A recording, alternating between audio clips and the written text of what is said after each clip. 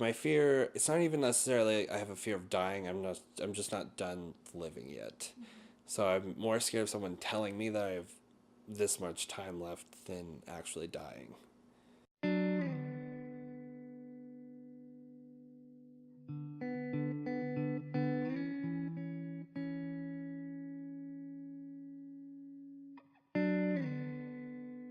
Usually it doesn't affect me too much in the morning. I can go through the morning just fine. I can go through most of my day. But when it is really bad, it's all I think about because I also have a form of OCD where it's not like I have to turn on and off the light switch 1,000 times. I have to it's just obsessively thinking about it in the back of my head. So even when I try to push those thoughts out or anything, it's always there thinking about this could be it, this is what it is, and it's probably cancer and you're probably dying.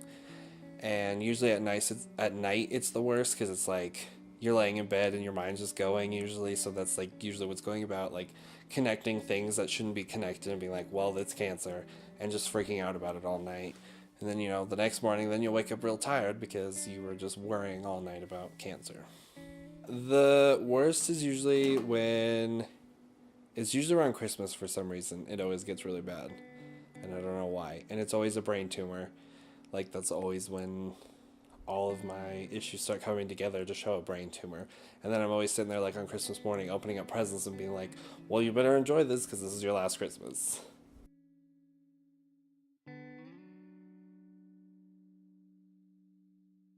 Most of the time I know it's not really cancer and it's just in my head, but that doesn't stop the fear.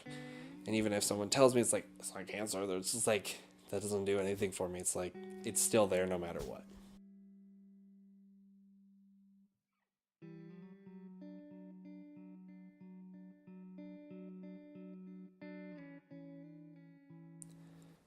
The worst event was probably,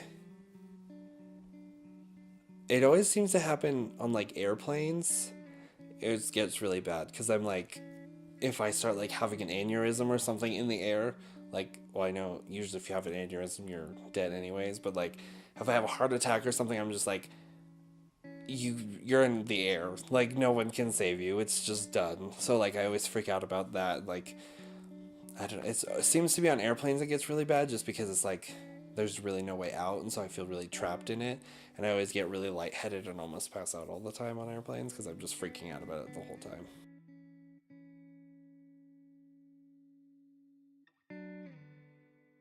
It's a relief for a few moments with doctors because it's always oh well, they said it, but then it's just oh crap, I forgot to tell them the symptom that changes everything, or they probably just overlooked it. They overlook things all the time. So it's I have a few moments of being relaxed after I go to the doctors and they say nothing's wrong. It's just a few moments, but then it's just no, they probably missed something and I'm gonna die for it.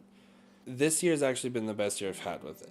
That's I've been able to. It's not gone, but I'm able to fight it off more, so it doesn't control my life.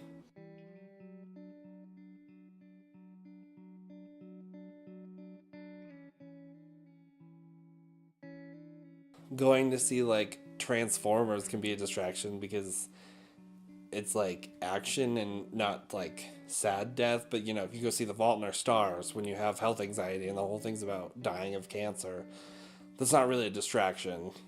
So it really depends on the movie, but most of the time it is a distraction, and I think that's maybe why I like them so much. Because well, why I like movies so much, it's because they take, well, this is really off topic, but I just think that this world is so boring.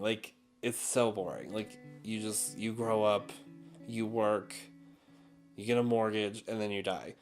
And so it's movies can take you other places. You can go to different worlds, and there's magic, and there's just all these really amazing things that you can do within a movie. And I think that's what's drawn me to acting and directing so much, is because as a director standpoint I want to create those worlds, but as an actor standpoint I want to try and live those worlds.